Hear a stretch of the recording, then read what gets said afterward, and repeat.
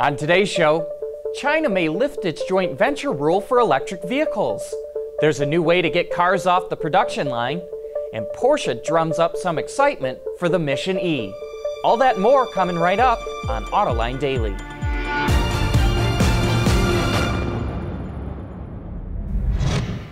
This is Autoline Daily, the show for enthusiasts of the automotive industry. In an effort to protect and grow its auto industry, China implemented a policy back in the 1990s forcing foreign automakers to form a 50-50 joint venture with local Chinese companies in order to build vehicles. But now Bloomberg reports the country could revise that rule. To help spur electric vehicle growth, the government is considering allowing foreign automakers to set up wholly owned EV businesses in its free trade zones. A final decision hasn't been made yet, but the plan could go into effect as early as next year. The country has gradually lifted the joint venture rule. Last year, it allowed foreign motorcycle and battery manufacturers to set up wholly owned operations. And China has ambitious EV goals.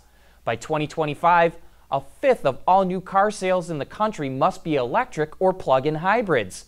And last week it was reported that the government is looking into banning the sale of gasoline and diesel-powered cars in the future. But if China does scrap the joint venture rule for EVs, it would be a big victory for foreign automakers. And in other EV news, Porsche is working to drum up some excitement for its first all-electric vehicle, the Mission E. CEO Oliver Blume says the final product will be, quote, very close to what you saw 2 years ago at Frankfurt, which should be a good thing because many were drawn to its styling. It will have a range of up to 300 miles.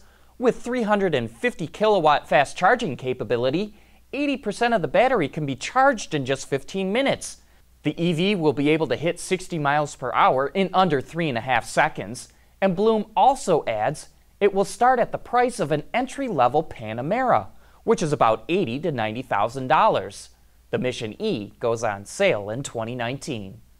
Still to come, Mack Trucks introduces its new Class 8 semi. Autoline Daily is brought to you by Bridgestone Tires, your journey, our passion. Dow Automotive Systems, advanced materials that deliver better results. Lear, a global leader in automotive seating and electrical systems. And by Hyundai, better drives us. Class 8 semi-trucks is a popular segment for companies to test out autonomous and electric technology. But traditional tractors still dominate the road, and Mack just introduced its newest model, the Anthem. Improvements have been made to the cabin, including more room in the sleeper area and automotive-style buttons on the steering wheel, which features an industry-first flat bottom that, in their words, not mine, allows for more belly room. But the most notable improvements are to the exterior, aerodynamics and serviceability being the keys. The front air dam reduces turbulence under the vehicle for less drag. A closeout flange has been added to prevent airflow between the bumper and hood. Covering the toe loops cuts down on resistance.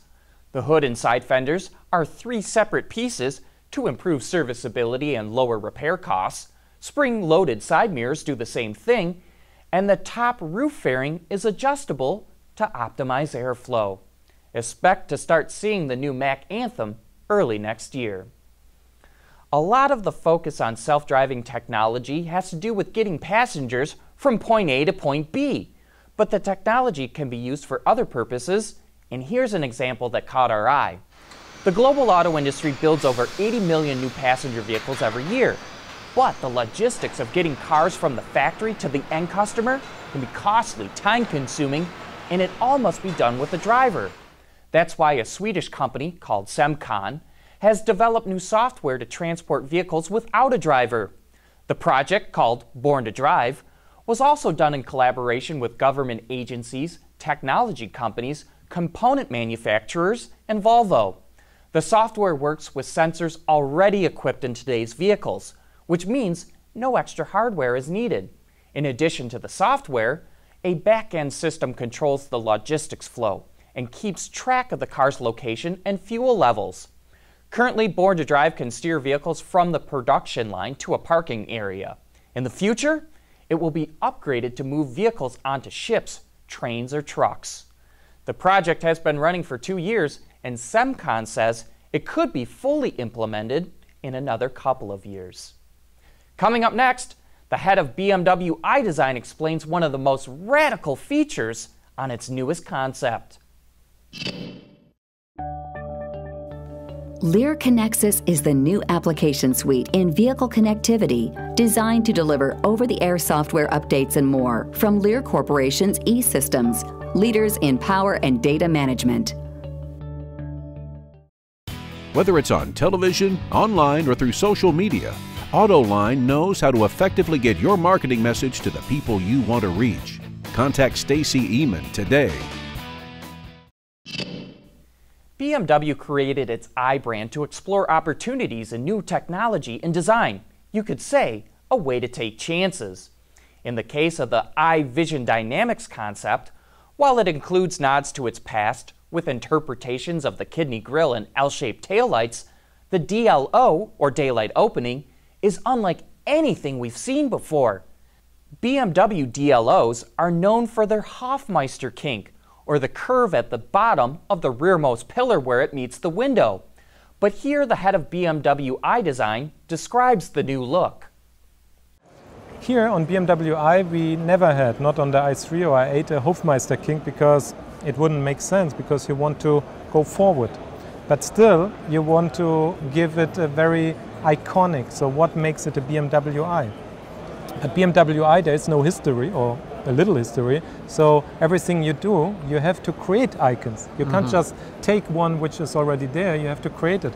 And what we tried here is actually to make in the side a very simple graphic, which is actually very technical, so you could draw it like a mask, so it looks almost like a face. The kidney has also this face, so it's not too complicated.